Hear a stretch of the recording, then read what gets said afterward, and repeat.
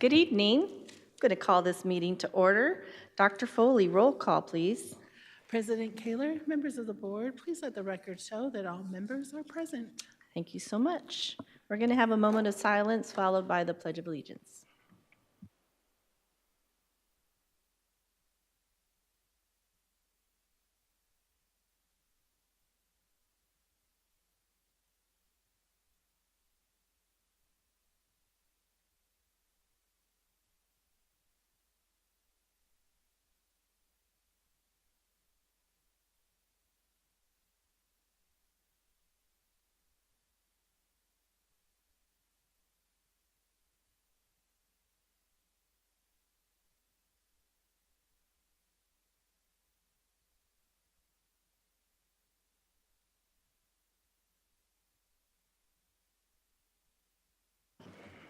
All right, I move that we approve the agenda 2.1. Second. Any comments or questions about the agenda? All those in favor? Aye. Motion carries 5-0.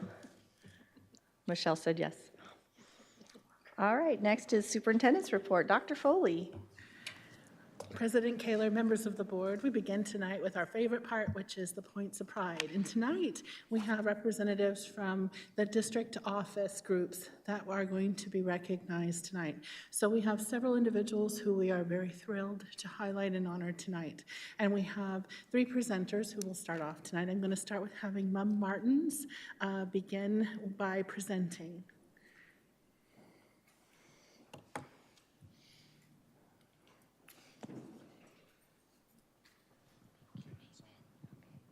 Good evening, President Kaler, Vice President Anderson, members of the board, and our Higley community. Can I ask Ms. Elizabeth Cruz to come on up, please?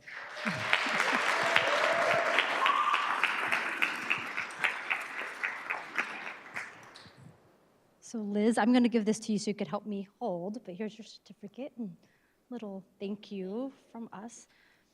So Liz is our HR specialist, and she focuses primarily on information systems. She joined our team back in July of 2019 as a transfer from Bridges. She had been working as their their admin clerk. And she has just been a wonderful addition to the department. So I'm just going to share collectively what some of her colleagues shared about her, which brought her to us tonight. She's a go-getter, and from the beginning, she has been respected and valued by everyone in our department and at the district office. Her work ethic and dedication are commendable. She is never too busy and always enjoys helping others. Not only is she a team player, she's always willing to lend a hand, but she also has made many individuals feel truly welcomed. She's always responsive and thrives to make sure that she does her job and does it well. We've been short-staffed, as many of you know, as many of you are representative from the district office for well over a year, and she always just makes sure she helps wherever she can and has done multiple roles for at least a year, if not a little over the year. And she's just been a true professional, and we feel lucky to call her our colleague. So thank you, Liz, for everything. You get to take a picture. You're not used to this. You'll take a picture with the board, but would you like to share individuals who are here to support you tonight?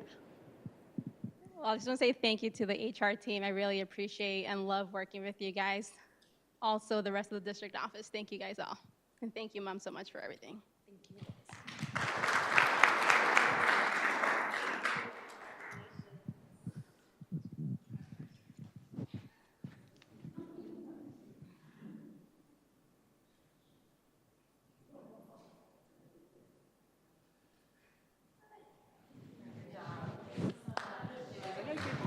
Very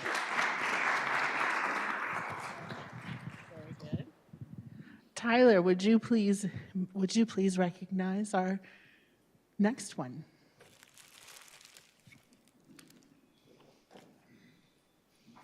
I will hold. All right, I have the honor of recognizing Ms. Sharon Rushkamp. If you can come up, please.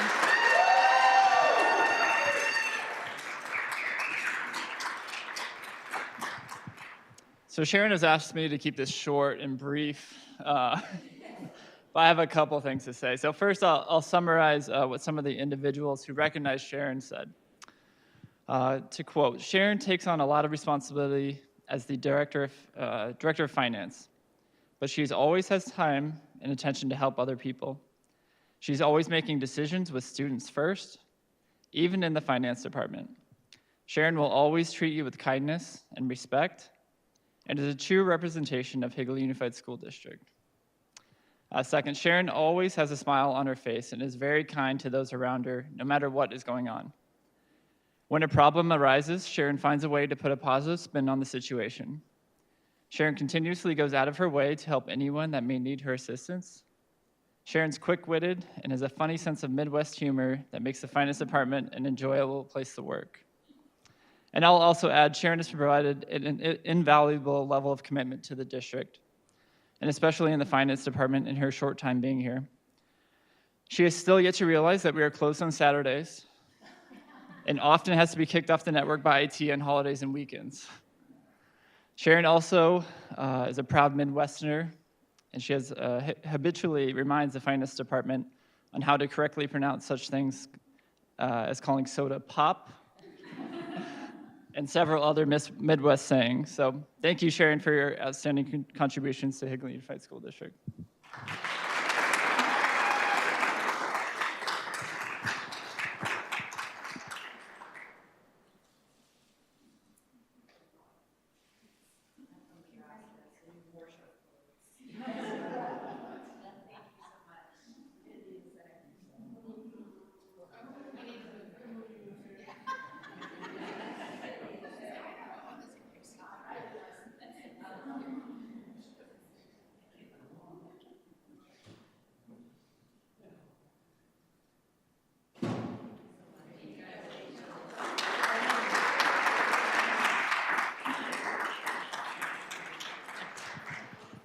I just wanted to thank everybody for coming. My husband, Matt, he has supported me for 38 years.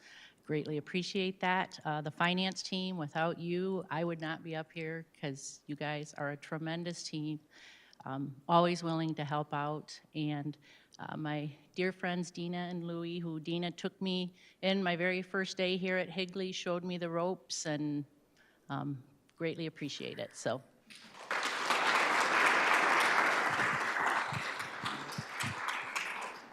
And Sherry is going to come up here and help us acknowledge our final points of pride tonight.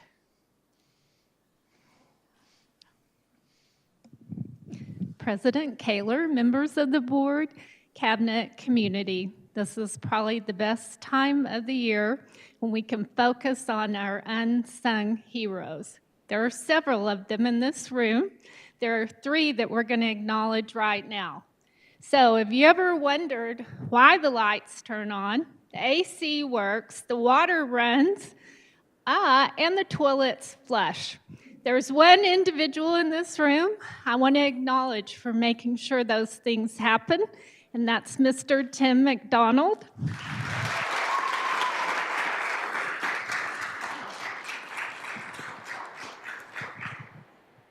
Mr. McDonald is a supervisor of facilities and maintenance. This year, he has stepped up, led a team of skilled tradesmen that includes plumbers, electricians, HVAC individuals, painters, and the people that fix the random things that go out. Mr. McDonald leads that team. Who has been called when a pipe breaks and you have a fountain shooting off the roof of a building? On the weekend, of course, Mr. McDonald steps up. Who gets called when the lift stations overflow in the parking lot and we need crowd pleasers? Who knows what a crowd pleaser is? It's a fancy latrine with music, which we got to use for how long, Tim? It was quite a while. Anyway, tried to make that as pleasant as possible. So he's an inspirational leader. The guys that work under him appreciate his leadership, guidance, and support. So tonight, we didn't get you flowers. We got you a gift card to get a meal. And then also, leaders eat last, because you're the kind of leader that everybody in this district wants to follow. So thank you, Tim. Awesome.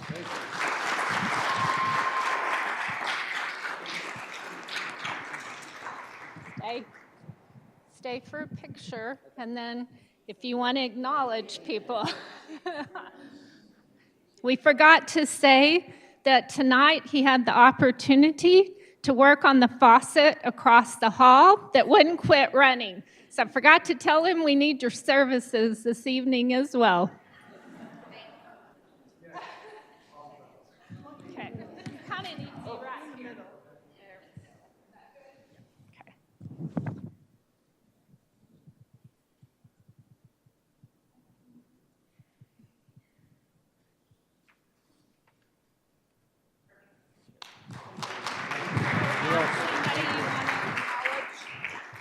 Is there anybody in the audience you want to acknowledge? No, it's been a tough couple years, and I just think if we stay positive and work as a team, everything will work out. Which it has. And that's it, and thank you. Thank you.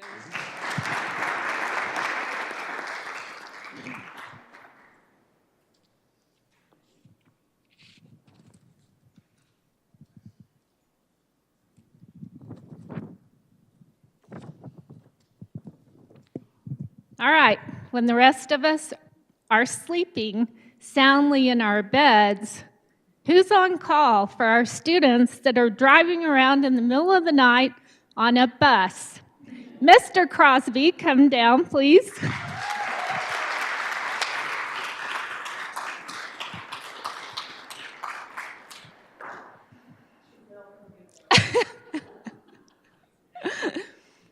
So, we have so many examples of how Mr. Crosby steps up. There can be a flat, there can be a minor accident, the bus breaks down, and he's there in the middle of the night. I have so many examples. The past 2 years have been challenging for transportation across the nation. Many districts have had to cancel routes, leave students stranded without an option to attend school. Mr. Crosby would not allow that to happen and had everyone in his department driving buses, including himself. I know that he's driven close to 100+ days himself this school year. Not every director would do that. It's evident that he's created a positive culture where his drivers, his bus aides, his mechanics, and office staff all want to come to work every day. It's not unusual for Josh to be flipping pancakes, cooking burgers, and serving his 100+ staff members. There's no way for us to tell you how much we appreciate you. Thank you, Josh.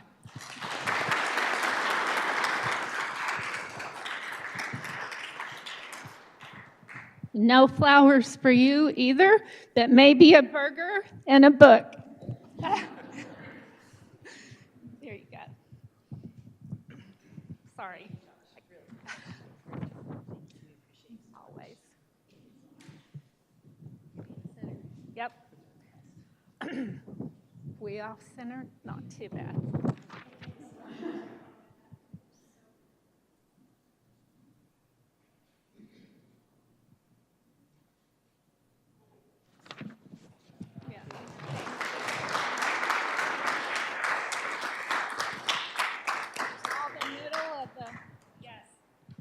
You do that. Thank you. I'll echo what Tim says. It has been a rough couple of years, but we will get through it. We have gotten through it, and I just think we've come a long way. I'm 22 years at the Higley School District. We used to have 3 governing boards and meet in the library at Higley Traditional, our only school.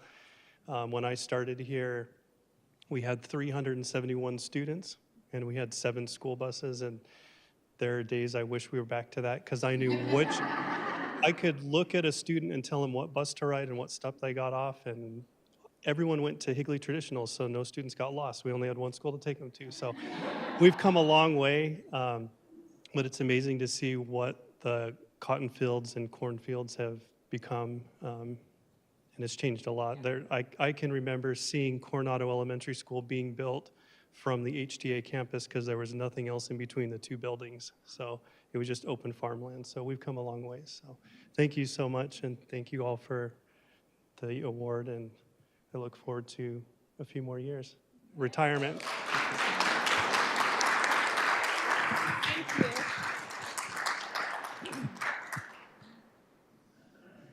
Yeah, I think he knows this district better than most of us, for sure. So if you have questions about anything, ask Josh. All right?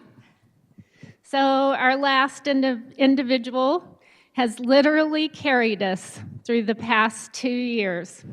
I can't even tell you the number of hours she sat in a conference room with us trying to create plans, communicate plans, sit on the phone with the Department of Health, come back and counsel us, and hold us together. That individual is Julian Fulton. Please come down.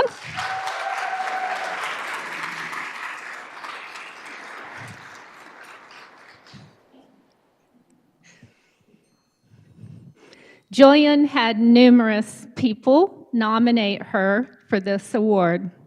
And I'll read a few of the things that they said about you.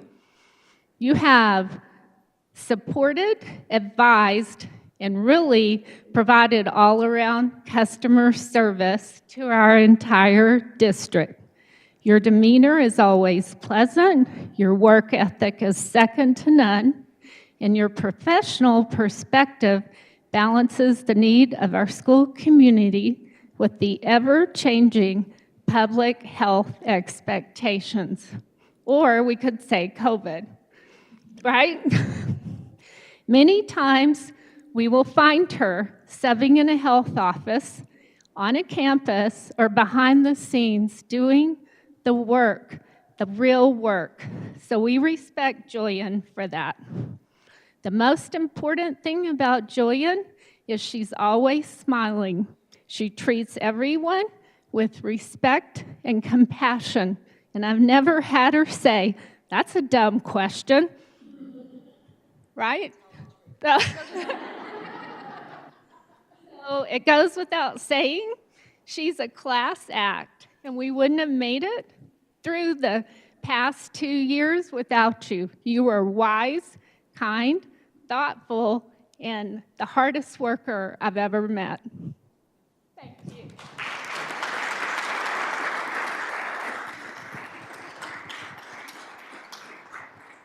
Do you want to talk real quick? I bet you do. I better.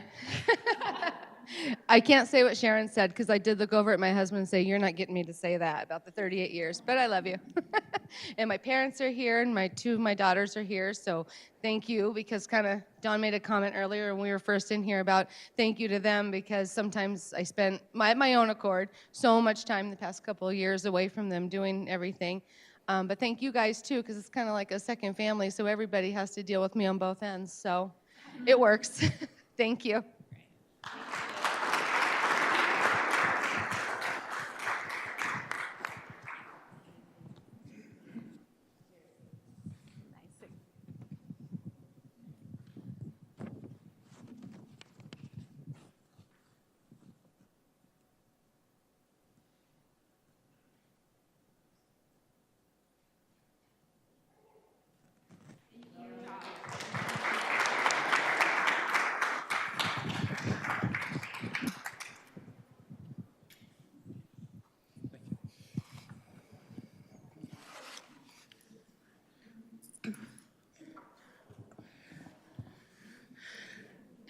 To our Amazing Points of Pride winners, you are more than welcome to stay for the rest of this evening, but we also know some of you have been working a very, very long day.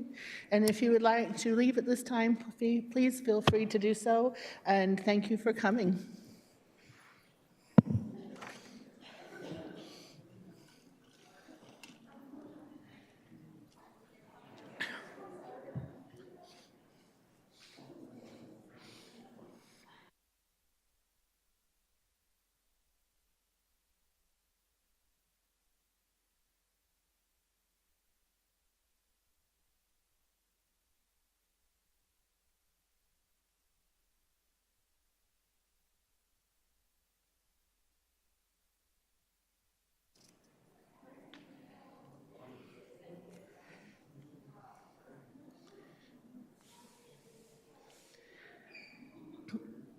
President Kaler, Vice President Anderson, members of the board. The rest of the superintendent report shares some upcoming events. This coming Friday, we have a superintendent's visit at Centennial.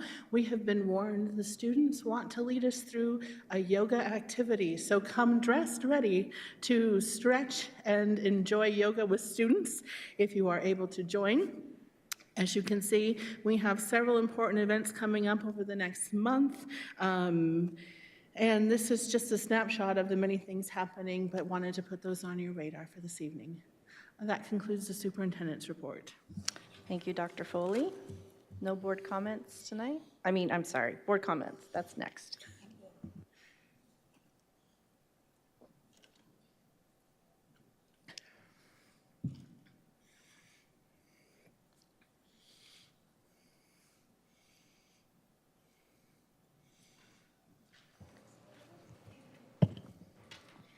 Oh, did you want to speak?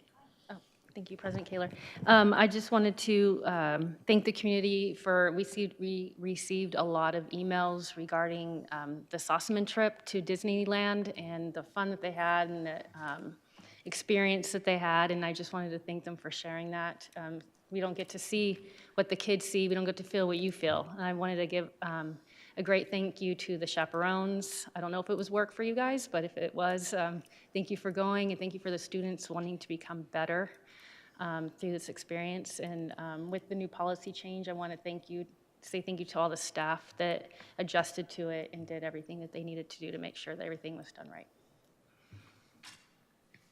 I just want to say I attended Gilbert's historical museum event on Saturday night, and I just wanted to say our Higley ROTC program, our Higley High ROTC program were exceptional. They were so nice and helpful, and it was just amazing to see that they were. So.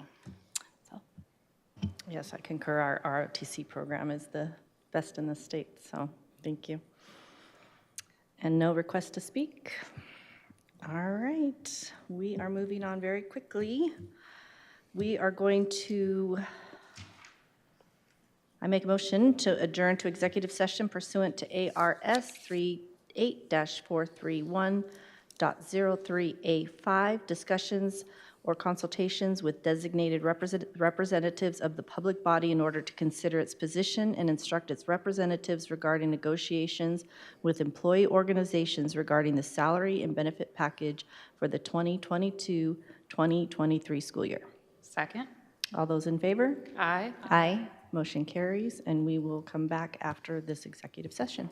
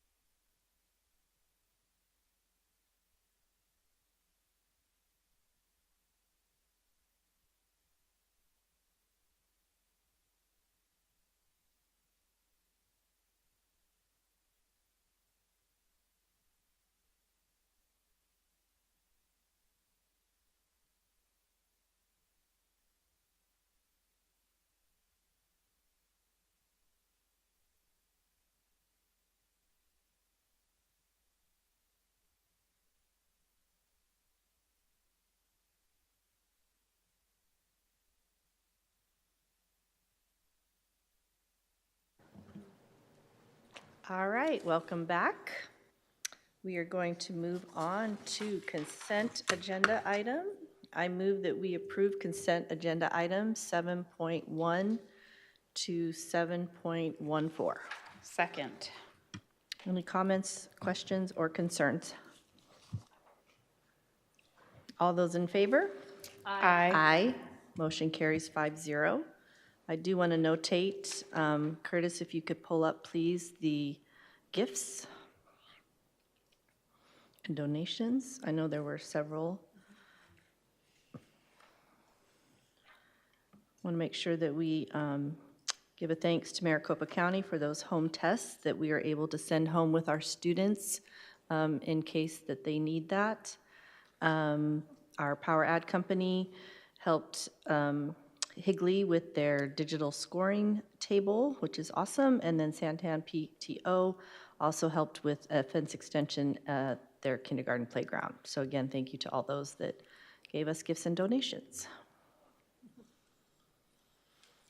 Okay, next on the agenda is 8.1, and we are going to have a presentation on our code of conduct process, which will include Mr. Walker and Mr. Lotzenheiser.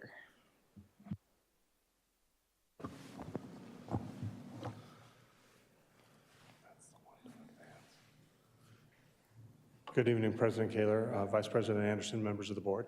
Tonight, we're excited to come to you and present what the process and help explain to you what the work is going to be doing in looking at our code of conduct and looking at the process. You're going to find some similarities between the course guide process and the code of conduct process, because it is our goal to create something where we're going to look at it and look every year and on an annual basis review this. And so Mr. Walker and myself have been reviewing this process. We're going to present it to you. James is going to do most of the presentation here about what we're planning to do and what we've already started, the work we've started, when it's going to come back to you as a board, and how we're going to launch it into the 22-23 school year.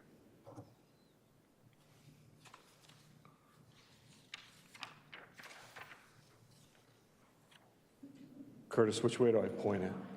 Thank you. Okay, sorry. It doesn't work. Okay. President Kaler, members of the board.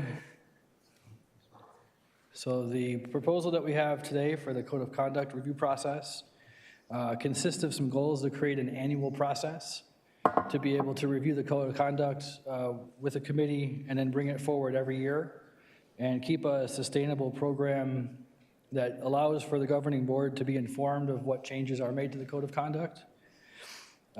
Brought this forth this year because did some research and we found the last time that the Code of Conduct was actually brought to the board was 2016. So there's been a lot of changes policy-wise, legislative-wise, school systems-wise since 2016. So that's far too long to go without reviewing the process.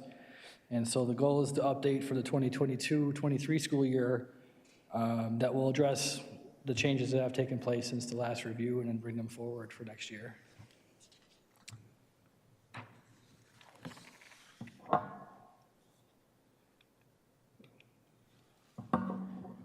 All right, so the timeline of the process. So we've decided that the fourth quarter would be the appropriate time to begin the process to review. That would give us enough data and enough information to analyze trends that have taken place throughout the year so that we can be as fresh and as current as we can with the information through the committee. And then that process will begin in the fourth quarter every year annually moving forward. So the goal again is to have this review process that stays consistent. And we've begun the process now just prior to the start of the fourth quarter to be able to bring back the completed Code of Conduct review to the governing board in June for approval. So then it would go live essentially July 1st for the upcoming school year. The goal then is after the Code of Conduct is situated that we would go forward with training and development for the administrative teams and then ultimately work together to create a process that informs our parents and our student groups and then goes over the key points of the Code of Conduct and the changes that have taken place moving forward with our community. There's also an acknowledgement process that we instituted this year that allows the Code of Conduct to be digitally shared and then acknowledged by both students and parents through Synergy every single year, through Parent View and through Student View.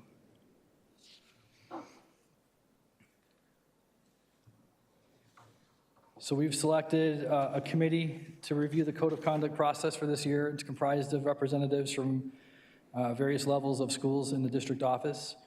I lead the committee. Our newly incoming Assistant Director of Counseling Services will also be part of this committee once they come on board. Secondary deans of students, and then select elementary school assistant principals from both the north and south sides of the school district, as well as our student information manager as part of the process. Let me jump in. I think one of the important things is when we got ready to look and say, where are we at? This hasn't been looked at since 2016 and brought forward. So we need to have a clear understanding of what's happening internally with us to make sure we're looking at that. And so when we sat down, James and I sat down and said, who do we need to have in the room right now?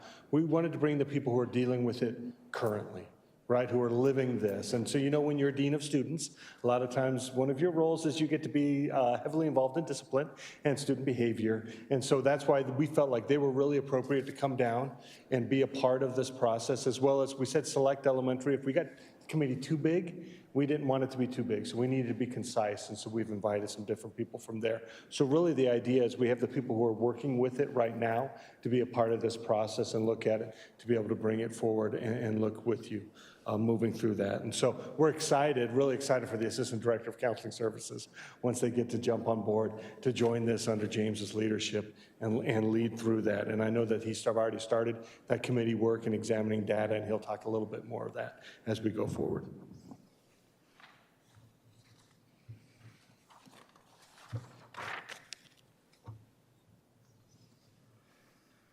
So the committee tasks, what we're going to start doing is annually examine trends with data and where there is consistency and inconsistencies within the code of conduct. So we began this process this year by pulling 5-year data analysis, looking at student discipline data for the last 5 school years. This year aligns really well with 2019 school year because it's almost the same exact point in time where that school year essentially went virtual, and pretty much discipline ceased at that point as the entire school was virtual. And then last year's data is going to be too much inconsistent to focus on. So we want to go back a couple of years prior, and then every year moving forward, find that those data points to be able to look for trends and have discussions about what's happening and how can the code of conduct be improved based on what type of data is currently presented. We're going to be reviewing code of conducts from peer districts as a comparison for best practices and what's happening in our peer school districts. And then we're also working with the trust and our legal team to make sure the code of conduct aligns with state laws and policy in general. So one of the parts of this process this year is our entire 21-22 code of conduct has been submitted to legal for review, and they're actively reviewing our code of conduct right now to find any type of discrepancy and make sure it's in compliance legally. And then there'll be representatives from our legal team that's going to actually sit in on the process and be able to field questions and participate in the process as we review moving forward as well.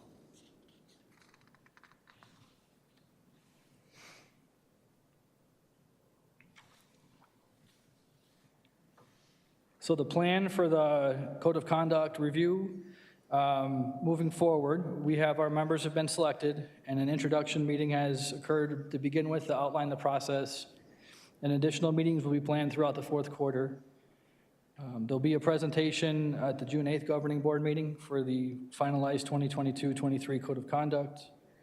And then when we return back in July, either at the retreat or part of back to school, there'll be some administrative training to then work to identify key elements that will be shared with students and parents to begin the school year. So we're also working, the committee is also working not only to review the process, but also to be better equipped to have a site process to work with our students to go over what the expectations are. So we want the code of conduct to really be a tool that's informative, not a tool that's punitive. And so to be able to have that process, how to best share with our students so they understand what their expectations are to navigate the school year. Working with Brian in the student information management, Brian Campbell, to be able to ensure that the process in place is still continuing for acknowledgement and information, and making sure that that's tweaked and that's up and ready to go once the code of conduct is live and then our parents are accepting and acknowledging online as well. So the goal is to have intentional process in place, that we're actually actively reviewing this process, and it continues to cover all the needs to knows of the process so we can best inform our students, our families, our parents, our teachers, and our admin teams on an annual basis. Let me jump in real quick. I think that communication piece is really important. So as we go through it and we look and examine and say what has changed and what's happened, and when James's team is putting this together, so when you think about communication, you think about with our administrators directly who it's going to affect, and that's what's coming back at the beginning of the school year, whether it's at the administrative retreat or it's a separate meeting, but communicating prior to the start of school year, here's what our expectations are, and here's what the new changes and anything that's happened with the code of conduct.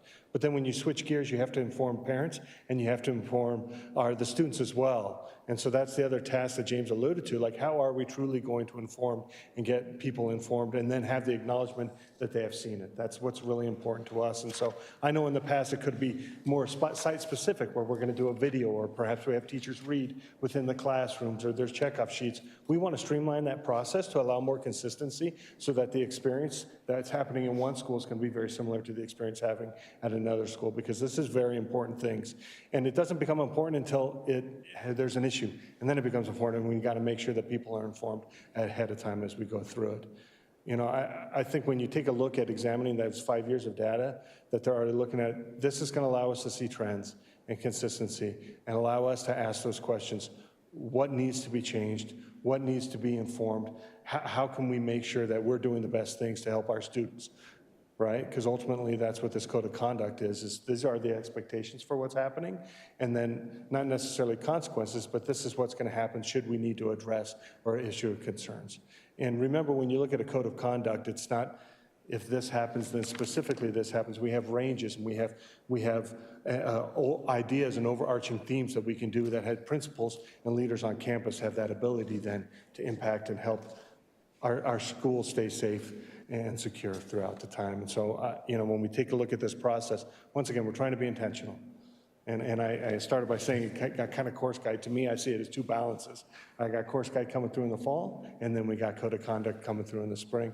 And we just want to continue that cycle of having consistent oversight and review. President Kaler, members of the board, going back to one of your strategic initiatives this year was processes and procedures. Without a process and procedures, these things, as you've heard, legislation changes, and that has implication for our practices and our policies. This being an annual process at this time is going to be important. So with the review of the legal team to make sure anything that changes, our code of conduct is legal, compliant, and then any policies that need to be updated and changed are done all at the same time. So there is a tedious task to this that is an essential component and should be an annual process, which is what we're sharing with you is happening, and hence there's been a few years of cleanup that need to occur, and thus why the composition as it is. But the key component is also looking at our own data to see what, where, and if there are specific areas that we need to address in other ways. Thank you, Dr. Foley. Thank you, gentlemen. I do have a couple questions. First of all, Mr. Walker, I know you've been busy getting us up to date and compliant, so thank you for your hard work. You've been a complete asset here at the district office. So again, thank you, because I know you're working hard and there's not enough time in the day to do all that you're doing. Do we have a guesstimate when our director of counseling may or may not join are we getting closer to that position? I haven't heard anything, so I'm. Vice President Kaler, members of the board, the search committee just finished at the end of last week, so now it's a matter of analyzing salary data, et cetera, and human resources to follow up with the call and determine when the availability for that individual will be. Okay, that's good, because the sooner that they get on board with this process, the better, I would guess. And then I'm with you, Mr. Lotzenheiser. I'm sorry, you should have never told me your other name. It's so important that we read this document as parents, and I know that many of us got into the habit of check mark, right. So however you do talk with Mr. Bryan over there in students, how we can get the document to everybody so that they do have to read it. It's easy to just kind of check the mark and sign your name, but maybe it's that, you can't move to the next page till, I don't know. I'm not the technology guru, but I agree with you, whether it is videos in the classrooms on the first days of school, however that goes out, because I know right now it's kind of, we'll use the word squishy, because it gets signed, but I'm not sure that it's being completely read. So I'm with you on that communication. I appreciate that. President Kaler. I am excited to actually see the technology portion of this and the dress code portion be updated. I've heard from our community a lot that those places are a little, I think I'll use Mrs. Kaler's word, squishy. And so I'm excited to see what you guys come back with. I also agree with Mrs. Kaler. An easier way for parents to read it would be better, because as a parent, we get the little thing on Parent View. It's an easy check. I'm assuming most of us are not going to the district website and searching for the code of conduct and actually going through and reading it. So I'm excited to see how that will be pushed as well.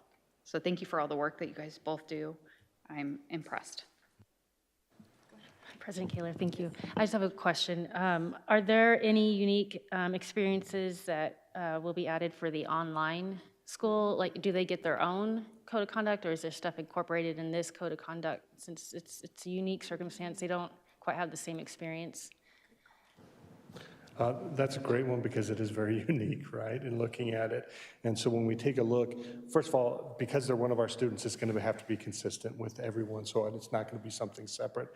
However, I think that we have to be able to explain more expectations about what happens with our online. So I don't know if that will be specific in the entire general one, but I know that's something that I've worked, and Mr. Dolan is very heavily involved in that, and how we can communicate what the expectations are more specifically about the online students. So don't know yet if it's going to be combined, but for sure they have to have everything, whether they're in person or not. But then additional things, just, I want to say behaviors and common courtesies and different things like that for the online students. And that's something we've worked with Mr. Dolan on.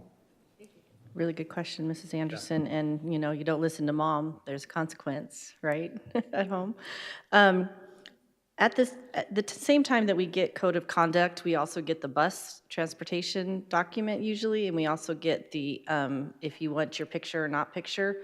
Are those being looked at all at the same time, or those are golden? Because I'm pretty sure we haven't revamped any of that wording either since 2016. So I don't know, I'm not trying to add more work to you, but it might be just a quick peek to make sure that those two documents that usually come with code of conduct are looked at. Just a suggestion. President Kaler, I believe technology is also a separate page on that. Is there 3 pages? And then code of conduct? Okay. Go. So governing board, those components have also been submitted to the attorney to review also. It's technology use agreement, the opt-in, opt-out of the picture taking, the back components of that, those forms have also been submitted for review as well. President Kaler? Yes, go ahead. Just a quick suggestion. I know we've gotten the code of conduct and Synergy, and parents could electronically sign. When that first happened, I know, like as soon as you signed it or clicked on it after you've signed in and everything, it was gone.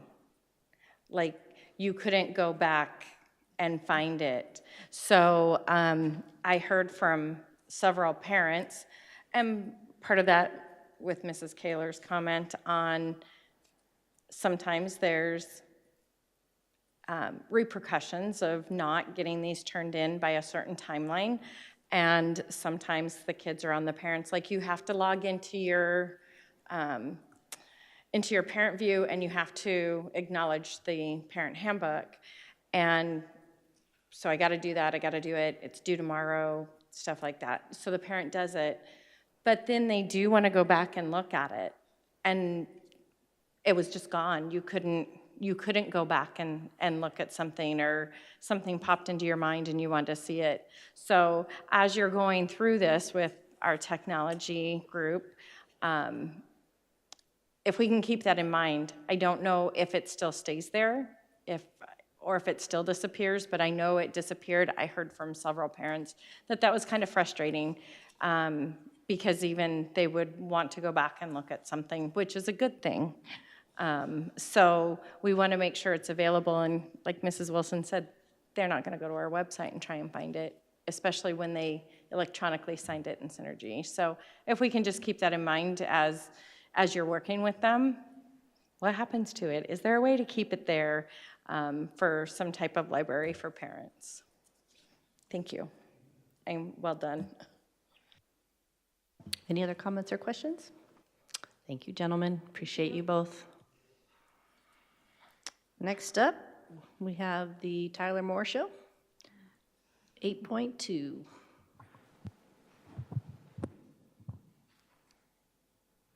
Good evening, President Kaler, members of the board. Tonight I have the second review of the Mno budget. This does have the updated information that our legislatures graciously passed this past Monday. Yes, can we all just say thank you? Thank you. So that passage of that aggregate expenditure limit is reflected in this presentation tonight. There we go. So first, just a reminder of our school district budget timeline. What I'm presenting tonight is to look at two budgets. We're revising our 22 adopted budget. Again, we did not do a December revision. It was not necessary for our district. So we are holding off for that May revision. And so that will be reflected tonight. And then we're also looking at our 23 budget, which is adopted in June. So our 22 budget highlights, we've gone over this in the first presentation, but we anticipate no additional COVID relief funding. That is completely exhausted. And any funding that we still have has been budgeted. We will have to come back to the governing board, as outlined in the ESSER 3 plan, every 6 months to present an update on how that spending is coming. And that lands us right in the April timeline. So we will bring an updated spending plan regarding what we've expended on COVID and how that's looking for the entirety of that grant. The good news, the aggregate expenditure limit, like I mentioned earlier, was overridden by legislature. The Senate passed HCR 2039 on President's Day to 21 by 23 to 6 to 1. So that is exempted for the 22 fiscal year. That was very clearly stated in the bill that it was just for the 22 fiscal year. So that does have some benefit to us, and I'll go over that in a second. Some of the other highlights that you'll see in our budget revision include a 2.2% increase in average daily membership. Again, we budget flat typically as a contingency, and so any growth that we realize is additional capacity towards the budget. And then, as noted previously, the 2021 bond failed to pass, so we were reversing our plans to reduce the Mno to capital transfer in terms of we started to phase it down and try to move more money back into the Mno budget. But unfortunately, we're gonna have to go back to the full $4.4 million transfer from Mno to support the lease payment. So this is an estimated Mno budget revision that we'll bring back legally in May. As noted, we adopt a budget in June 2021 for the fiscal year. That budget was $106 million. That budget did include a carryover of $16.4 million. We are looking at a revised budget, we call it JBL, general budget limit, of an anticipated $110 million. That revision takes into consideration the ADM growth that I just mentioned. And it also takes into consideration the exemption to the aggregate expenditure limit, so we can fully budget without any cuts to our budget this year. So that difference there, the adopted versus the revised, is roughly $3.3 million. And since we haven't utilized any of that increased capacity in this current year, you'll see how that plays into effect and how we can utilize that in our 23 budget. So looking at our 2023 budget highlights, again, we're anticipating no additional COVID relief grant funding. I will note we have previously budgeted a fiscal year 23 retention stipend in the amount of $1,500. That stipend has some restrictions on it in terms of qualification. It'll be prorated on FTE. It is subject to taxes, it is compensation. It does have an additional requirement to work all the way through August 31st in order for that to be paid out in September. So more information on that will be coming to our employees, but that is in the budget. As I mentioned earlier, the aggregate expenditure limit, while it just went away, it is also in our rearview mirror for 2023. The bill only exempted 2022. However, I don't have the numbers on me, but the early numbers indicate that we will again exceed the limit in 23.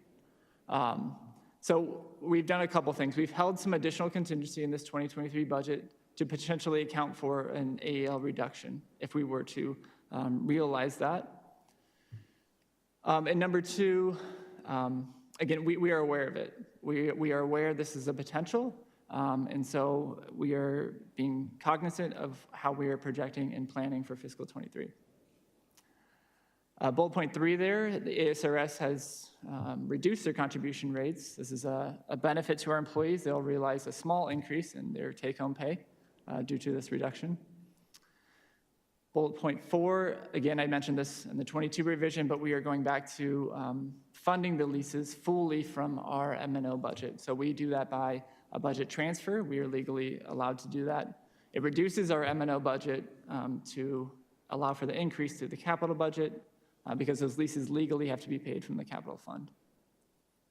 And then lastly, our Higley medical insurance, we're looking at moving to a self-insured plan. Some of the implications with that include budget savings to the operational budget. We're estimating over $500,000, potentially up to $1 million. But then as we become self-insured, those savings will then become contingencies if we realize a large loss. So that is the plan for that. We do also want to note that there will be, while we're working to not make any changes, we do anticipate some changes to some of our voluntary coverages and potentially our plans. But we do not anticipate any increases to those plans to be put on the employees. So two factors there. No increase to the employee, but there will be some changes that they'll have to accommodate.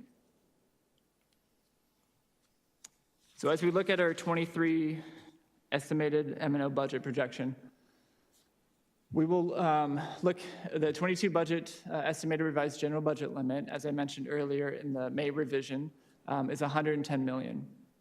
That takes into consideration the AEL exemption, as well as the ADM increase. In 2023, we are projecting an estimated JBL of $112 million.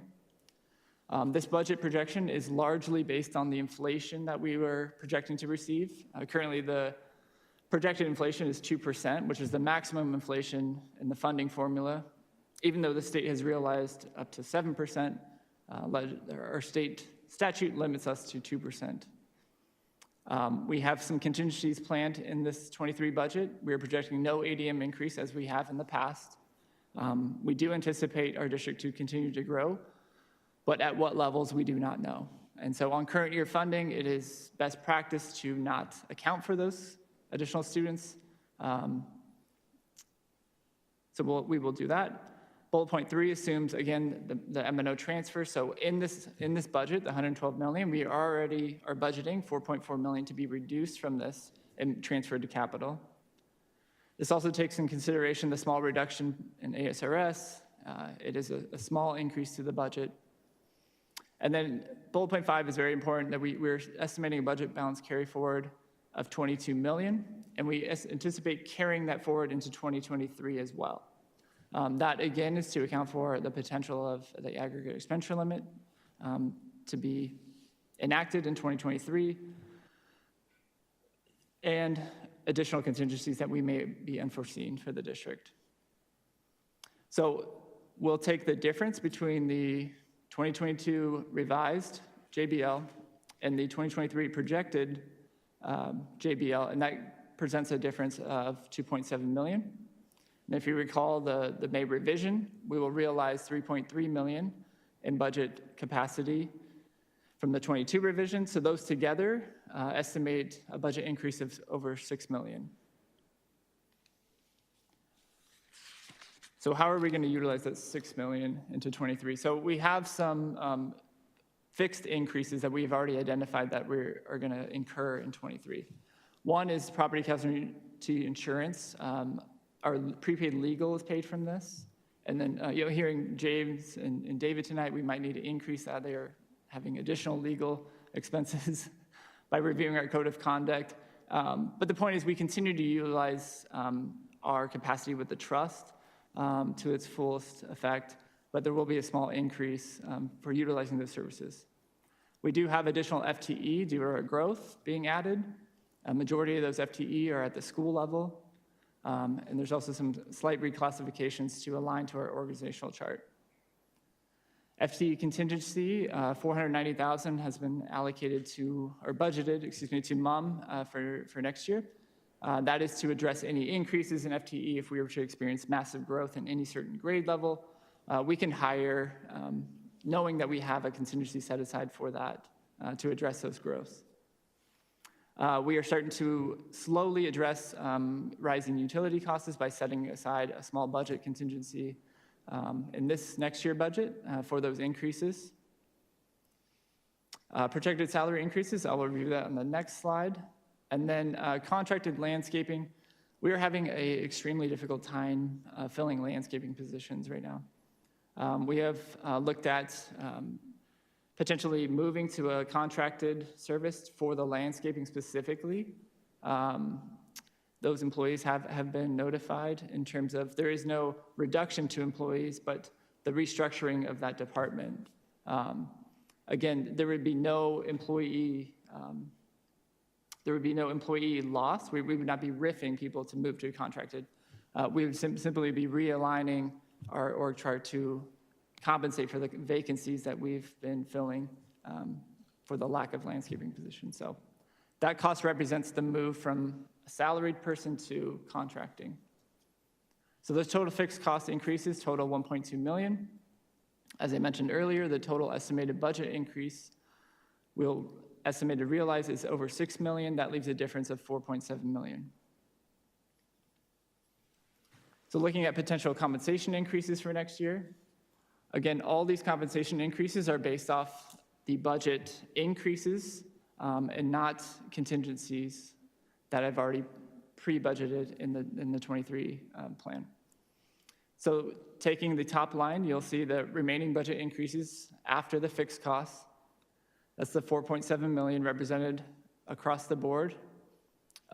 We'll see up top, we're looking at both a 3%, 5%, and 7% increase. The potential increase cost for each one of those percentages is represented in that middle column. And you can see the budget increase remaining balance. So this is, again, this is not the total budget. This is just the budget remaining off of the increases that we're realizing over the 2 fiscal years. That's what is represented in the remaining balance. So as we look towards what we're proposing for 23 in total compensation increases, we're still yet to be determined what we'll present on the 9th. Classroom site fund increases, we have increased a total of $300, totaling $7,000 for that package. $3,500 will be moved to the teacher base, and $3,500 will remain in performance pay. We are, as I mentioned earlier, proposing a retention stipend for next year. Again, that's $1,500 prorated on FTE if you sign your 2023 contract and work through August 31st. And then health insurance, again, no increase to the employee cost. This will be the second year in a row in which the district was able to do that. While medical cost increase are continuing across the board, the district has been able to offset those increases with low claims and/or strategic decisions with insurance. As I mentioned earlier, we do anticipate some changes to voluntary coverages, so I want to be clear, and those will be anticipated to be communicated out at our next governing board meeting with Kairos, our new administrator for insurance.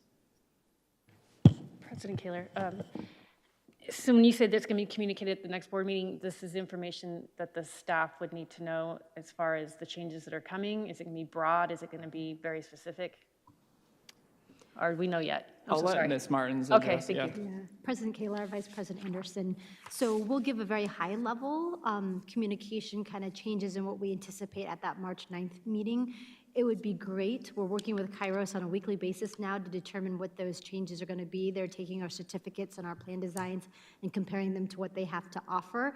And so they're analyzing that. They have not completed. We'll give more communication as we have more of the details and make sure that we're very clear about what those changes are going to be so there aren't any surprises. And we'll also look at, I mean, we've talked about with Kairos doing road shows, doing videos, sending out emails, trying to hit every possible way we can to communicate out across the district, so then that way there isn't any confusion. But it's likely that we'll still have high-level components, but if there's anything that's detailed, we'll certainly provide it then to the board first and then to our employees as we move into open enrollment, but certainly weeks before that, so they know of all those changes as they make their own decisions. Thank you. Mrs. Martins, I remember when you did your other roadshow, and it was very popular, so I think that that would be a fantastic addition.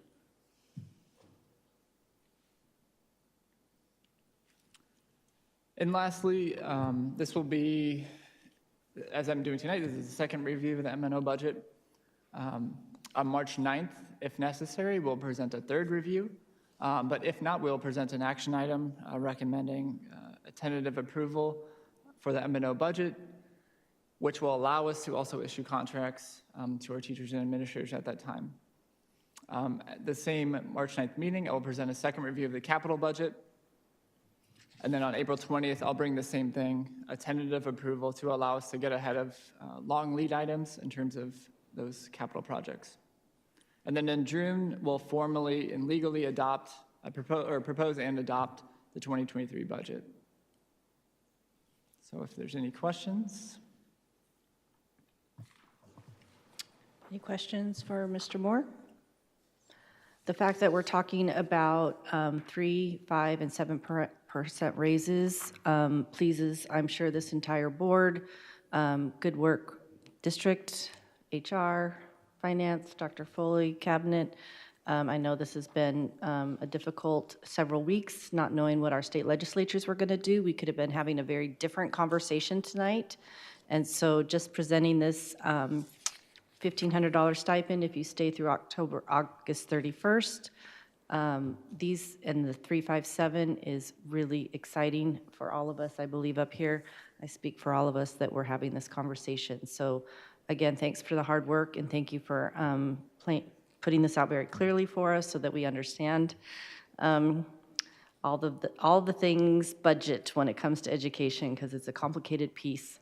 And so I appreciate the time that you've put into this for us. All right, thank you. We are going to move on again to the Mr. Tyler Moore Show. Bond proposal number 3 review. Yep, good evening, President Kaler, members of the board again. This is the third and potentially final review of the 2022 proposed bond. As I've alluded to previously in these bond presentations, a lot of the work we've already done in our 21 proposal, we have just refined in our 2022 proposal.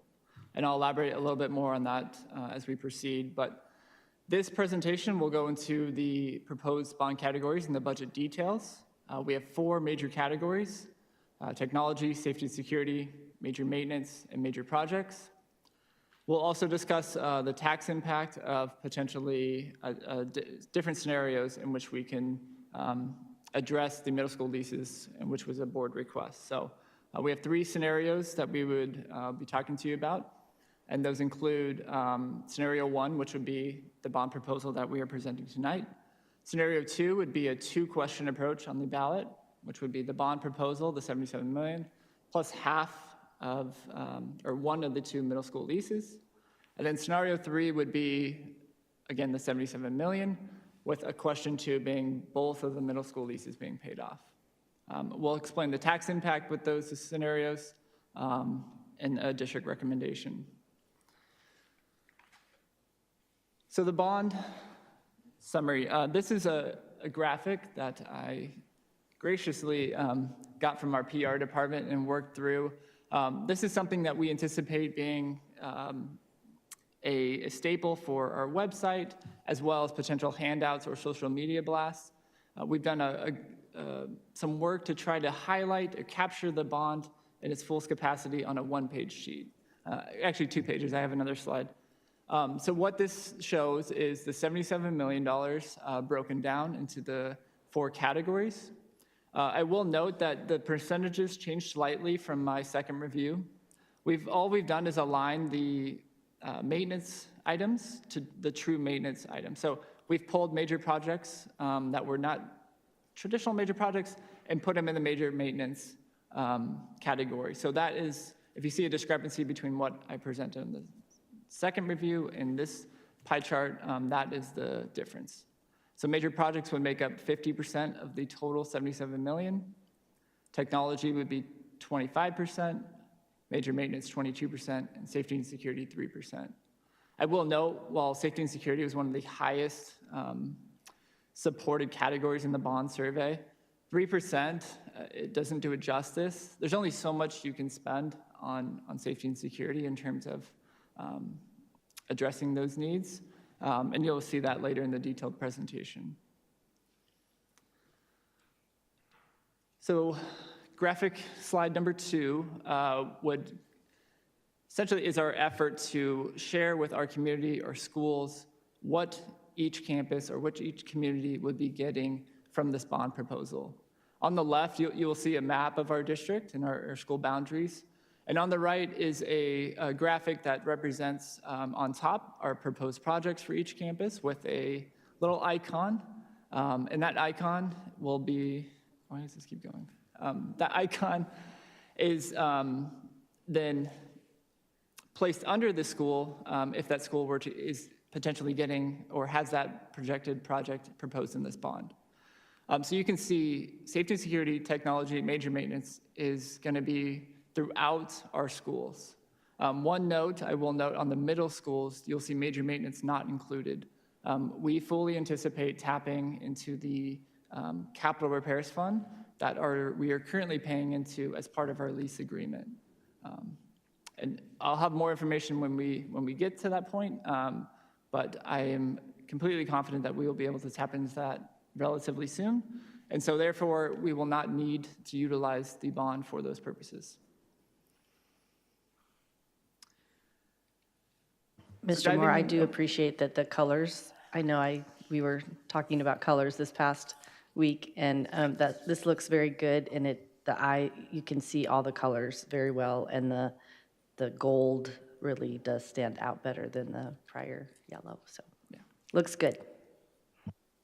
I say all the kudos goes to our public relations department. They do a great job in taking my my visual or my interpretation of what something should look like and putting it in a visual. I am not a visual guy. I do more numbers, so they do a great job of conceptually making that a graphic. So diving into the details. So one category, the technology category, is very similar to the 2021 proposal.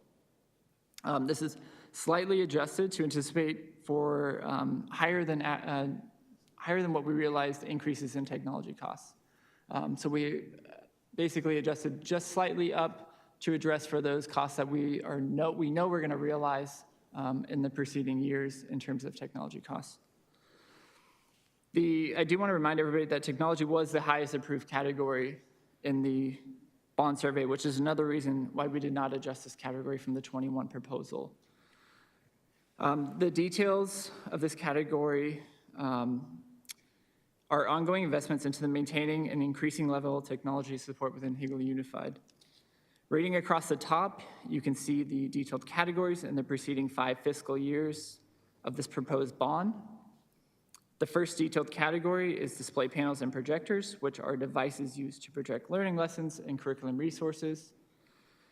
The total cost of $3.2 million would replace every classroom display panel over the next 5 fiscal years. And again, this is replacing on a scheduled replacement schedule for those panels, again, those panels being broken or not in use, being prioritized first, and then maintaining that level of replacement schedule for the next 5 years. Next is teacher laptops, school office desktops, and copiers totaling $2.8 million. This category is greatly needed as teacher devices have been second or third priorities to student devices over the last couple of years. Our goal as a district has been getting the devices in the hands of students due to everything we've been realizing in terms of virtual learning, et cetera. And so there are several items and sites that have extended, have teacher devices well past their warranty. And some of the old companies, or some of the devices are no longer supported by the companies, nor can we get repair parts for those. The $2.8 million set aside over 5 years will ensure our teachers and school staff are equipped with technology that will enable them to utilize their resources to the fullest capacity, as long as ensure all our schools and our teachers have the same resources available to them. Next, network and wireless enhancements and servers represent a similar investment to the support in technology usage within our schools and departments. The $2.1 million represents only about 60% of the total cost needed for projected network enhancement projects. The district still plans to utilize, we get federal reimbursement for these projects via E-rate funding. And so we anticipate fully funding that out of E-rate, that additional 40% out of E-rate. So we are only proposing 60% of the total cost. Again, another way we are trying to be conscious of what we're putting in here and only asking for truly what we need. And then as a reminder, if you don't remember what E-rate funds are for, they're funds provided, discounts for telecommunication, internet access, and internal connections to eligible schools and libraries. So, and then lastly, the one-to-one student device category provides a dedicated funding source to maintaining the one-to-one student device ratio that we've just recently achieved. Again, you'll see student devices generally have a useful life of about 5 years, and we replace those even on the agenda tonight. We had to both add devices due to student growth and devices that are aging and are broken. So these devices turn over relatively quickly. This funding source proposed in this bond would then maintain that devices through the next 5 fiscal years. Next, safety and security. This is one area that was greatly increased in the proposal from 21 to 22. What we did was, the reason this happened was, one, for the addition of the Director of Student Service, Mr. James Walker, which is not here to take kudos, but he has been done, over the last year, has been a huge asset to the district in terms of completely reevaluating the district's security and emergency plans, as well as working closely with IT and revisiting this topic and proposing a long-term plan that is both enhanced and will provide us with the capacity to monitor both our safety and security of our campuses, but also talk to our network. Our current cameras are not compatible to do that, and have longer storage and years of useful life. It is an investment initially, but those investments will pay off in terms of protecting our sites, protecting our students, and ensuring the safety and security of our staff and students. So that is the increase in safety in the security cameras portion. Intercoms, this is typically a one-year cost, and we have been, our intercom system are greatly in need of replacement. These intercoms, once replaced, typically last 10 to 20 years. And so this cost represents a complete replacement of all our schools' intercom systems, which would be an investment that would last 10 to 20 years.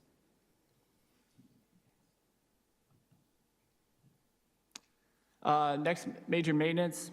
This category, again, increased in cost due in part to us just realigning some of these categories that are true maintenance categories to the maintenance budget.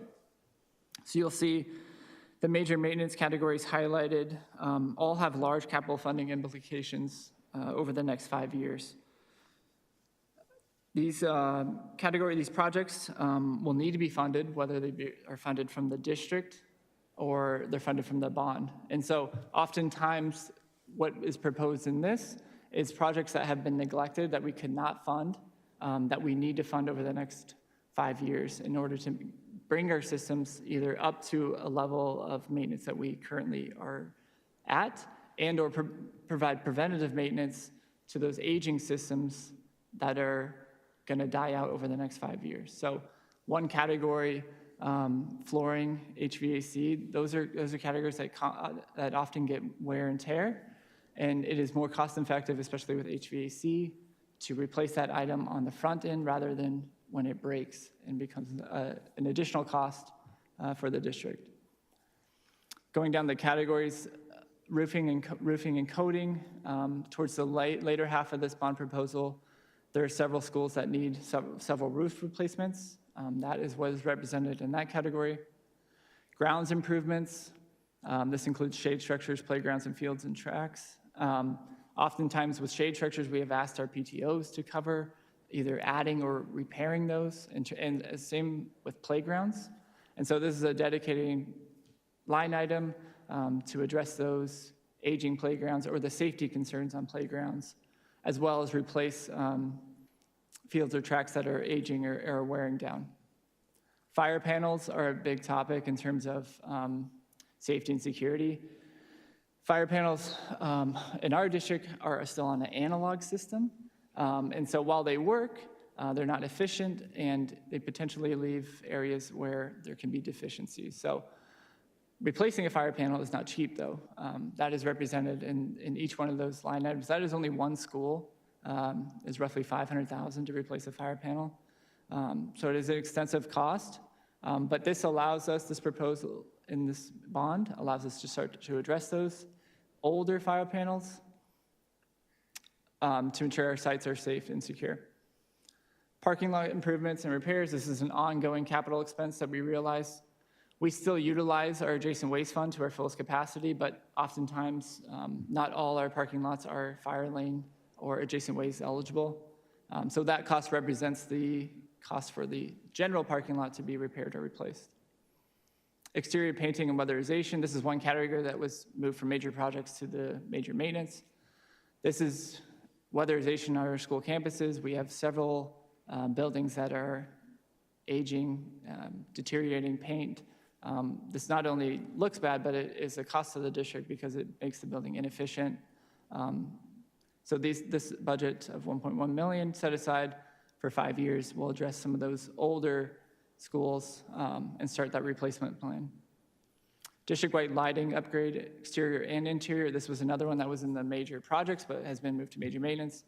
This is a initiative to move to LED to both be energy efficient and save utility costs.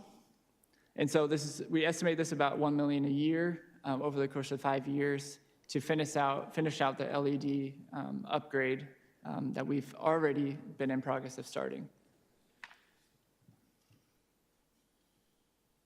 All right, lastly is major projects. So again, we phased out some of those items that were not exactly needs of the district, or excuse me, not wants of the district, and rather we just prioritize the needs of the district in this major project proposal.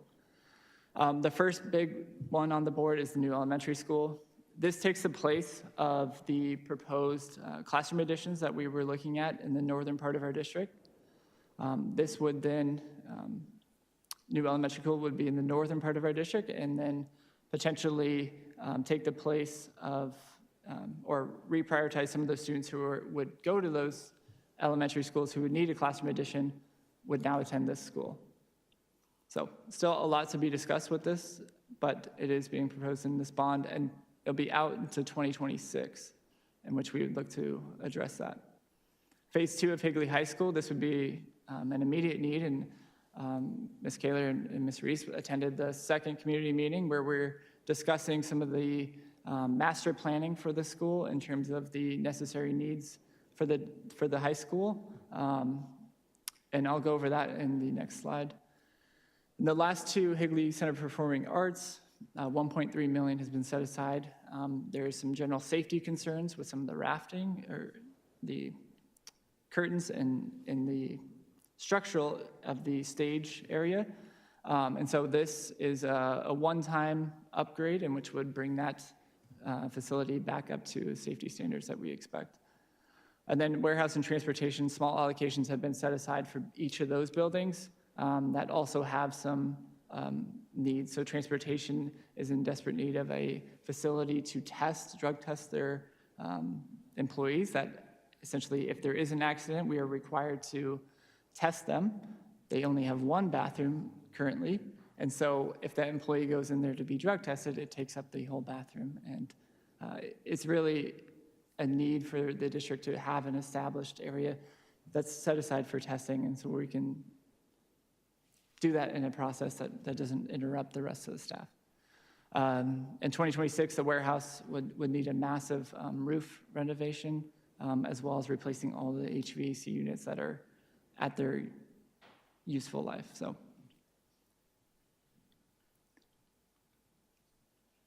as I mentioned, the master planning that's currently going on at Higley High School, we currently have 2 more meetings set aside for the community meetings where members of the staff, students, or community can provide input into both phase 1 of the building addition and phase 2 of the master planning in terms of what we're going to do to address both campus safety as well as other campus renovations for Higley High School. You'll see pretty much the whole map is circled and outlined because the whole school needs addressed. And so, yeah, we also did an additional survey to capture both what the community has been saying in terms of these community meetings, but those who were not attending the community meetings, we then sent out an additional survey to capture both the voices of all the teachers and all the students. So that is all being taken in consideration. That's part of the process we are in right now. And that is part of the reason why we're doing these community meetings, to gather that input and not make a decision with just the district bias or what the district feels is a need. And so I think it's very informative. I know some of the teachers have been appreciative of having a voice and having input into this process. And again, I'm there to ensure that we are under budget or at budget and really addressing needs and not just wants. So moving to tax impact. So as I mentioned earlier, we have 3 scenarios that the board wanted to look at. So scenario 1 would be a 1-question bond, which is everything what I went over in the detailed budget. The $77.2 million, which addresses the core needs of the district for the next 5 years. Those categories include technology, safety and security, major maintenance, and major projects. Scenario 2 is a 2-question bond for $77 million, and then a second question for $30 million, which would address the payoff of one of the 2 leased middle schools. That would be a total bond of $108 million. And scenario 3 is a 2-question bond again. Question 1 being the $77.2 million. And then question 2 being $58 million, which would pay off both of the leased middle schools for a total bond of $135 million. And so I'm gonna have invited Mike Lavelli here tonight to talk a little bit about the tax impact that each one of those scenarios would have. Thank you for staying tonight. Appreciate it.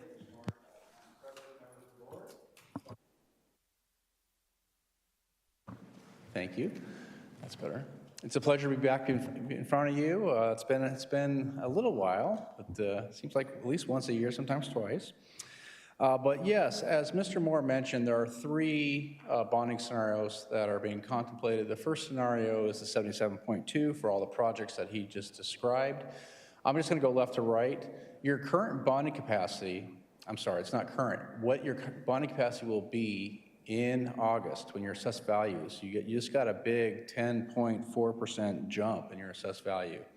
So, that's your net full cash assessed value. Your bonding capacity is estimated here the 3rd Monday in August to be $160 million. Now that's a snapshot in time. Your bonding capacity grows every year as your assessed value climbs and as you pay off principal, as you pay off debt. So over, say, a 5 to 10 year period, your bonding capacity can grow from this to considerably more. So but thankfully, you're a district that actually has enough capacity to cover any of these three bond questions.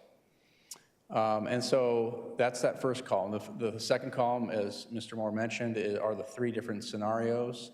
The first one is your projects. The second one is paying off one middle school. And the last scenario is paying off both middle schools of that lease. We then just show a total estimated debt service. Debt service is your mortgage payment. That's principal plus interest. And then we estimate that over, and these are 20-year bond issues. 77 million, for instance, may be broken up over 2 or 3 sales over a 5-year period. But these are 20-year repayments, and so the estimated principal is 77 million plus interest equaling a total of 110 million. And likewise with the other 2 scenarios there you can see. The next column is your projected average tax rate impact. So every bond election has a tax impact, right? And so we average, we take all the tax impacts for just this new bond, the new 77 million or 108 million or 135, all the years of the tax impact, and then average it each of those years. And so the average tax impact to any property owner is 36 cents per $100 of assessed valuation. That's for the 77 million. It's 50 cents if you have the second scenario, and it's 63 cents for the total scenario 3 for the whole $135 million ask. Now, as Mr. Moore mentioned, we're contemplating either 1 or 2 questions. So the first scenario is just 1 question, asking the voters 1 question for just projects. And then scenario 2 or 3 would be if the board decides to add tack one on, is do you want to have a second question to pay off half or pay off 1 middle school, or a second question to pay off the full thing? The last column, tax rate increase, we have no, yes, yes. It's probably better to answer that on the next slide, but essentially what we're going with on that is taxpayers were expecting for the bond tax rate for the district in next fiscal year, we're estimating, and that's not set yet, but we're estimating your bond tax rate, this is before the election, to be $1.31. So that's based on per $100 assessed value. $1.31, that's based on all your outstanding bonds, okay, not what's being asked for going forward. And so we expect the bond tax rate to be roughly $1.31. It could be $1.30, $1.32, it could be somewhere around there. That will be set here, again, 3rd Monday in August. And we'll have a good handle on that tax rate here in June, July, August when we work with the county. But we're estimating $1.31. Well, we can layer in the 77 million. Again, they're being repaid over 20 years each sale, right? We can layer in this 36 cent tax impact over 20 years, and basically for that first scenario, keep your tax rates, the people in the district, that tax rate being $1.31 next year, which is before the election. The very next year, it'll remain $1.31. Okay? Why don't we go to the next slide? I don't know if I have that here. Here we go. And I'll kind of hit this home here. For the first scenario, what we are showing here, your average tax value home property in your district right now is about $250,000. For illustrative purposes, we're showing you $500,000 because we know you have a lot of homes ranging from $250,000, for instance, all the way on up. Now, this is tax value. This is not market value. Okay, so tax value is usually considerably lower than market value. Okay, so what you see when you get that tax bill, right? Your home value, you're like, whoa, that's a lot less than what you can sell your house for, right? Hopefully. And so with that $500,000, we're talking, so that might be a $600,000 home, $625,000 market value. The tax value would be right around $500,000, okay? So the next column, current annual cost, that's that $1.31 tax rate for next year, again, before the election, for just your outstanding bonds you're already paying off, right? That $1.31, the cost for a $500,000 tax value home, it equals $655. So that, it's the same, again, pre-election, the same cost for any of these scenarios, right? This is pre-election. The next column is post-election. If if you ask for just one question and it's 77 million, the estimated cost will continue to be a $1.31 total bond tax rate, and then over several years it will start to go down. But a $1.31 max tax rate in total, including your old debt, and so the homeowners can expect the same tax rate if your $500,000 remains the same cost is $655. Now you'll notice bond scenario number 2 and 3, again, is a tax increase over the prior year, right?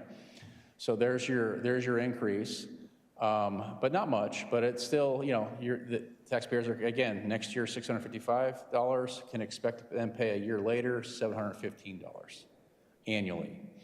Divide that by 12, and there's your monthly column there and again, this is total tax impact for your outstanding debt that you're currently paying, previously voted and authorized debt. Again, you already sold the bonds, built projects with them, bought buses, built schools, right? And now the taxpayers are paying that, plus the new bonds if the voters voted in November, okay? So this is the total tax bill estimate, if you will, for a $500,000 tax value home. And so this is where you can see there's no tax rate increase over the previous year for that first scenario, okay? We expect that tax rate to be level, $1.31 estimate, and then therefore no tax increase over the previous year. Again, tax increases, yes, for bond scenario 2 and 3. And I believe that concludes my piece of the presentation, but I'm happy to pause and see if you have any questions. Any questions? I do. Go ahead, Mrs. Wilson. If anyone in our community is watching this, how could they ask you questions? Is there a way that we can funnel them through Mr. Moore? Mr. Moore, how would you like someone in the community who may be questioning information on this slide? Because this is a lot to handle.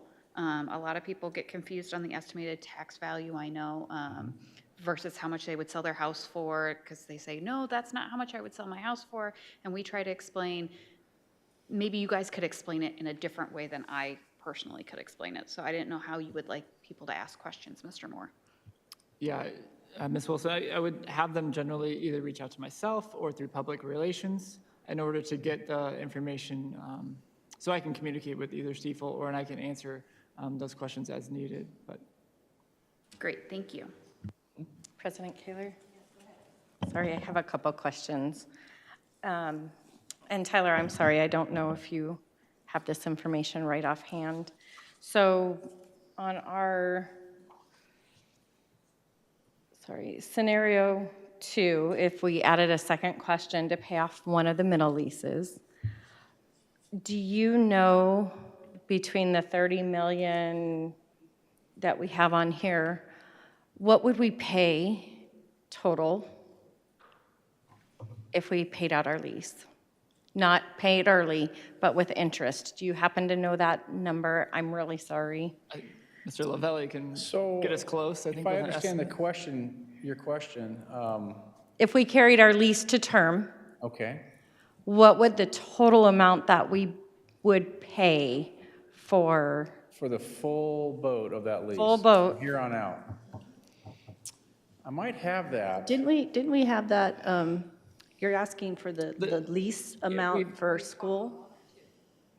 Yeah, President Kaler, Board Member Reese, we've already made 9 years of payments, but the total lease deal was around 170 million.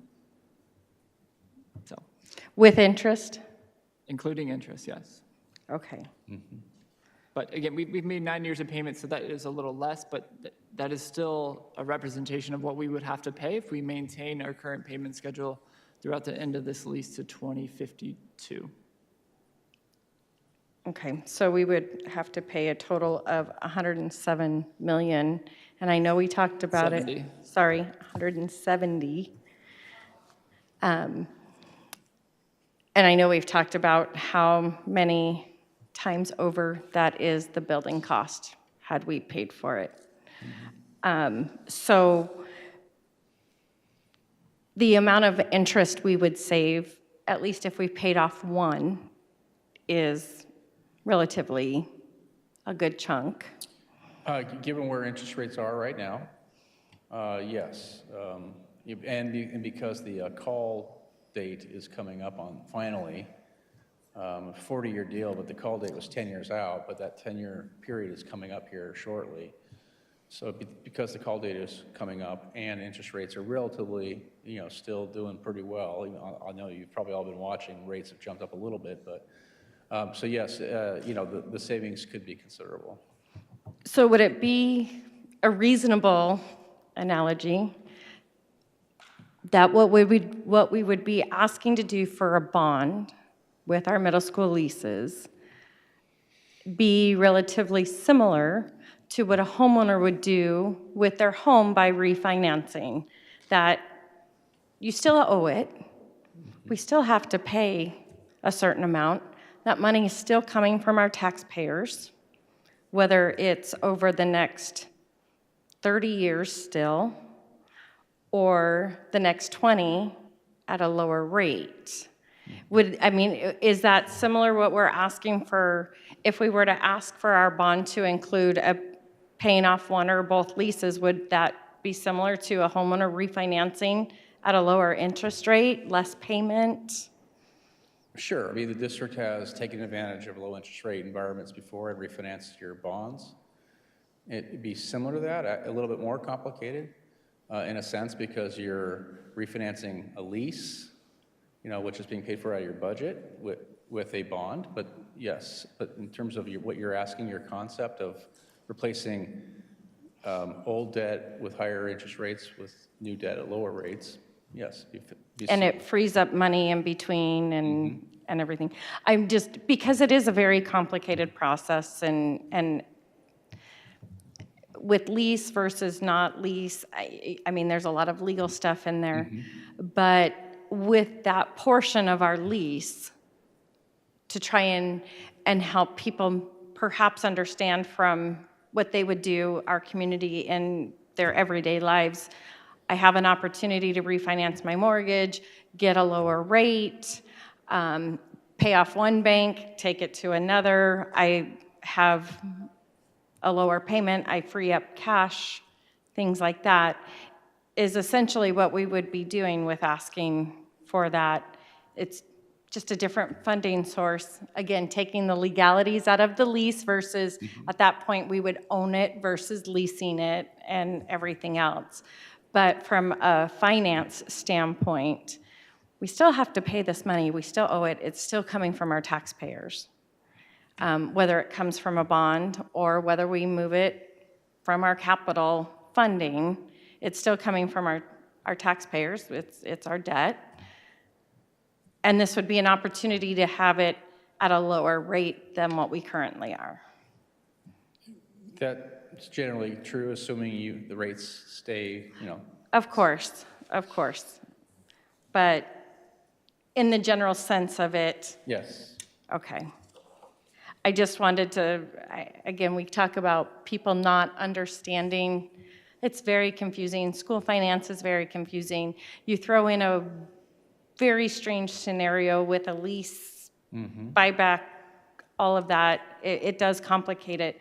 But overall, it's relatively similar from a finance standpoint of a homeowner refinancing their home.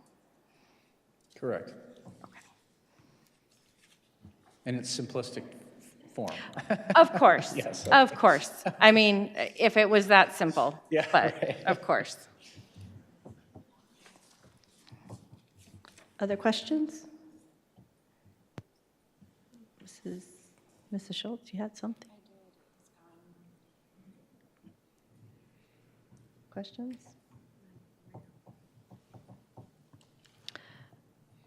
Personally, when I look at those, I know we're not totally to the end. Do you want to finish, Tyler, the presentation?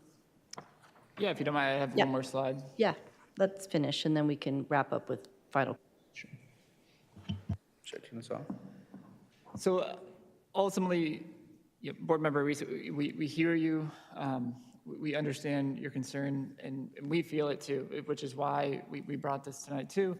But the district truly feels that after reviewing our true capital needs of our district, we feel that's captured in that 77 million. That will both address our students, our staff need, and the needs of our district as we continue to grow over the next 5 years. We asked our community for feedback, especially since we just went out and failed an election via survey. That feedback was communicated via staff and community. They provided input both into our capital categories that we presented and our priorities. The district summarized those survey results and feedback and adjusted accordingly. And then the recommendation is ultimately, because of the fact this is so complex, the leases, just not the right time for our district to continue to push this into a bond. We are still looking at other avenues with Stiefel in terms of refinancing those leases and bringing those under the district and eliminating maybe some of those excess fees and maybe lowering the interest rate, which would reduce our annual payment. So we're still researching other options, but ultimately we do not feel like the voters have an appetite to approve one or the other. And that is not in the core either capital needs of our district as we look at the next 5 years and what we need. This proposal also aligns, again, like I mentioned, to the stakeholder feedback. It was clear that the stakeholders had a lack of understanding of how both bonds work. And then on top of that, the confusion with the leases. It is not a subject in which our stakeholders completely understand, and we do not feel it's advantageous that it is included in this bond proposal. So on the March 9th meeting, we'll be bringing a resolution that just includes the 77.2 million. And that will essentially, this is an earlier call for an election, but we have done a lot of the groundwork that we basically just carried over from last year. We've revised our plan with the community feedback. We feel comfortable calling for this election early and letting both our voters know this is going to be on the ballot and letting our constituents, our political action committees to establish either pro or con campaigns, if you lack a better word, up until the November election. So with that, yeah, if you have any questions, I'll be happy to answer. Anybody have any questions? Go ahead, Mrs. Schultz. I just want to say to Board Member Wilson's point on the estimated tax rate, is there something we can just make simple on the website or something that people can understand? What public relations did is amazing. I think it's so perfect, the way that people can just look at that and see exactly what they need, and I love the QR code and everything. I think it's great. I think knowing that we are going to continue down scenario 1, we can go and elaborate on this a little more to include some different values for residents. Mr. Lavelli can help us with gathering filling out this table essentially for all those different residential property values and help to create a little graphic that would be informative to both our community and also our taxpayers. So. Okay, perfect. Thank you. Can we add an extra to this slide right here? Can we add an extra column that says like how much your house would actually sell for, and then like I'm not even like what your house market value? Yeah, that's a better word. Thank you. Market value, and then what your assessed rate is. Is there a way to do that? Does it change? Is that why we don't do that? That's a great question, and the reason why I kind of just ballparked it between 600 and 6.25. I mean, typically tax value is roughly 85%, 82 to 85% of market value, right?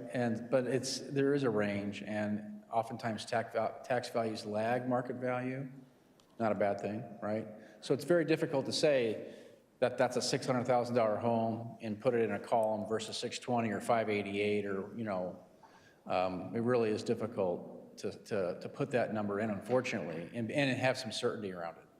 I do know that held up a lot of our taxpayers last time. That was a major question when I went to your roadshow, that no house in our district was worth whatever number you had put in your slide, Mr. Moore. So that's why I was trying to maybe show people that that's not the value you would sell your house for. It's the value that the assessed value. That's right. And when, in the voter pamphlet, we will show the value at 100,000, and I know that's a lot lower than the average value in the district of about 250, but if somebody has an $800,000 value on their tax bill, then they can multiply that $100,000 number by 8, so that 100,000 is really helpful. And then we can show it some more range, 250, 500, 750, or something like that, to be helpful in this area. Well, maybe on our electronic pieces, that we can have a link to the Maricopa County site that they can go in and put their address in and look at what their assessed value is. Unless you pay your own property taxes, you get the little postcard and you look at what last year was, what this year is, and what they think next year is, and you look at it, and if you don't know what you're looking at, you throw it away because it's just a little postcard. And it talks about the assessed value, the full cash value, things like that. But most people pay their taxes through their mortgages and just never even see a tax bill. But it will give you your whole tax bill. It will tell you what you're already paying for Higley, what you're paying for Maricopa County Community Colleges, what you're paying for the town of Gilbert. It will break out each of those. So maybe on our electronic versions, we have a link to that if somebody is interested. I mean, it is small amounts, and especially when we're talking about growth in our district, the more people who have homes in our district, the more it spreads it out, and the lower each of us are responsible for. Yeah, your residential, great point, your residential value growth year over year is not just on the existing homes, right? It's nice to see your home value go up, but it's also, in this area, new homes hitting the tax rolls. That's a big component of it, and that's very helpful, right? That spreads the burden out. People are moving in, they're gonna be sending their kids potentially to your schools, and they're going to be sharing in the burden of these projects.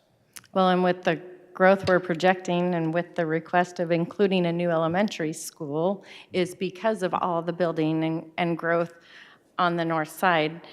And maybe on our graphic, I know we don't have a site, but somewhere indicate the northern part. Again, I've heard many people say they've talked about a new school. We don't need a new school. Look at all these schools we have. But a lot of our families don't travel north of the 202 and don't realize that that's where all this building is going on, and there's not an elementary school in that area. And so we do need it, and the two closest schools can't really handle the amount of growth it's going to take, not to mention the build that's going across just on the north side of Warner, which is not our boundary, but has the ability for us to be able to capture those kids. That growth is huge right now. But Mr. Moore, I just had a quick few questions. As far as our major maintenance, we talked about weatherization and things like that. I know SFB has changed, their new process. Are we still exploring those options for funding? I mean, we've been successful in the past of exploring those to try and help offset. Yep. So much like I mentioned with technology, with E-rate funding, and then same thing with major maintenance. We are still submitting, whether it's building renew grants or SFB funding for projects. And as I mentioned, though, if you remember, like SFB oftentimes, and they've changed criteria over the years, but sometimes it's at a point where it's either failed and or failing, in which they will approve an application for funding. And so a lot of what this bond has in it is preventative maintenance to both save us on the front end and on the back end with utility cost. But we still often submit applications for any sort of projects that are either failing and or failed. And plus we submit in general too, just to try to get additional funding. I will note too, you won't see any sort of major projects for high schools we are eligible for SFB funding for the next, where it would be classroom addition for high schools if our enrollment continues to grow, in excess of about 16 million. So the SFB formula, if it currently stands, we would be eligible for SFB funding for any sort of additional high school renovation. And that was information that was just shared with me today. So we are still constantly trying to find other funding sources to support our capital needs. And then the other things I've heard is we really don't need this money. We really don't need to do this stuff. So can we get by if our bond still doesn't pass? Can we get by with our regular capital budget? We can certainly get by with the basic amenities. We would have to drastically reduce our expectations for both our students, staff, and community in terms of what we're providing. But we can provide a sink that turns on water. What it looks like, I couldn't tell you. We can provide a toilet that flushes. But as we approach, and we're not at that point now, but over the next couple of years, we're going to essentially reach some of those points at some of our facilities if we don't start addressing them. And we'll still prioritize our capital budget to the greatest need and address the safety and security and health of our students and staff. But that capital funding is, as you know, 4.4 million is obligated towards a lease, and it is not an extensive amount of money that can be used to address student growth or major renovations. It is typically utilized to prevent annual maintenance or support annual maintenance needs, but not enhancements or additions as such. So, yes. So we, essentially though, we need the bond money to be able to do preventative maintenance so we don't get into that situation, and to do repairs and maintenance and any perhaps enhancements as our community and students and everything's come to expect. Because I can tell you, you mentioned the Higley meeting that Mrs. Kaler and I attended, and there was a lot of students there because it was part of a classroom or a class grade to attend a government meeting, so that was one they chose, but there was a lot there. And what was important to the kids that were there is less concrete, more trees, more greenery.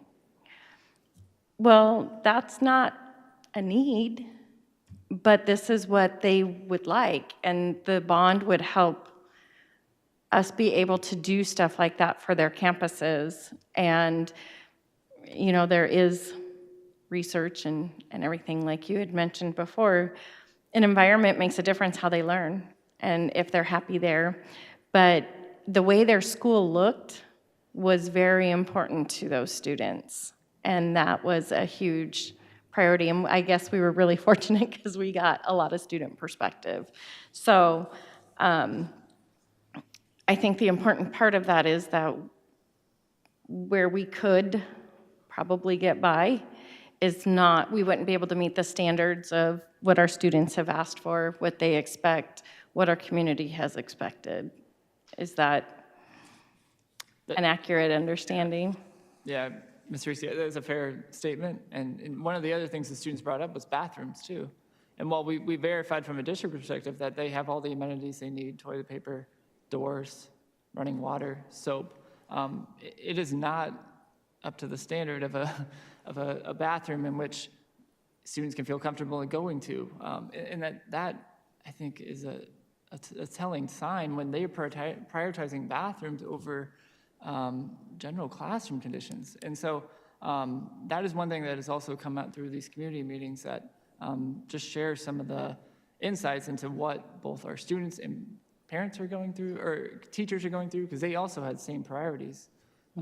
So yes, we can get by, but our ability to maintain our current students, our ability to attract teachers and educate students on a basis in which that we've grown to expect at Higley Unified would be drastically impacted if we did not have these additional capital funds.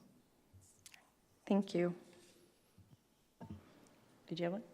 Go ahead. I just had, when we talk about the Performing Arts Center, you talk about safety concerns, and it's not till 2025. If I'm a parent listening to that, I'm just wanting to verify the safety concerns aren't immediate safety concerns, or you mentioned rafters. Yeah, so a lot, even with fire panels and all that, we have certain levels of, I guess, standards that we need to meet, right? We still pass all our inspections with the town of Gilbert, but there, over time, deficiencies start to occur, in which areas start to become less efficient, and the town does a great job of notifying us when deficiencies are available or deficiencies are showing on aging areas such as the HCPA. Those aren't immediate emergency needs. Those are done as a courtesy to the district to say, hey, you need to start to address these. And so nothing that we are proposing is an emergency and it is an immediate risk to our students and staff, but they are upcoming needs and safety concerns.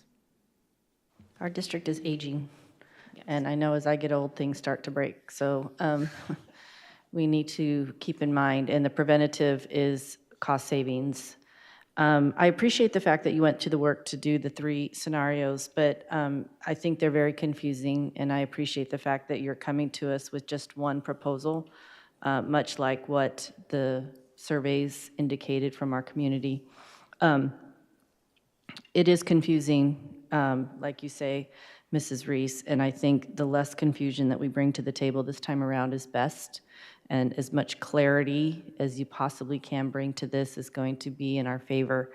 Also, I appreciate the fact that the tax rate increase is flat. So again, another way to just make that positive spin on this for everybody, and I agree with the other comments, you know, making it very clear. For some reason, taxes on houses, people just don't always understand this concept. And so we can be a lesson to our community on how to kind of navigate that. But yeah, I appreciate the final proposal and what you're bringing to us very much. Any other questions or concerns with this presentation? Okay, we look forward to our March 9th meeting when you bring this back to us for a vote. All right, next up, we have 9.1. I move that the governing board approves the 2022-2023 contracts for certified teachers, certified non-teaching psychologists, occupational therapists, speech therapists, physical therapists, administrator classified, administrator certified, classified exempt, and classified at will. Second. Any questions, comments, or concerns? Again, this is not a financial recommendation at this time. This is just the contract itself. All those in favor? Aye. Aye. Motion carries 5-0. And next up, as you can see, we have some exciting things coming our way still. Is there anything that my fantastic board would also like to see on a future meeting? Any kind of presentation that you'd like to see at a board meeting or an informational study of any sort? Spring is usually very busy anyhow, so we have a lot coming our way besides what we already see here. I know there's things in between. So again, thanks to all the presenters tonight, and I move that we adjourn. Second. All those in favor? Aye. Aye, motion carries. Had a good evening.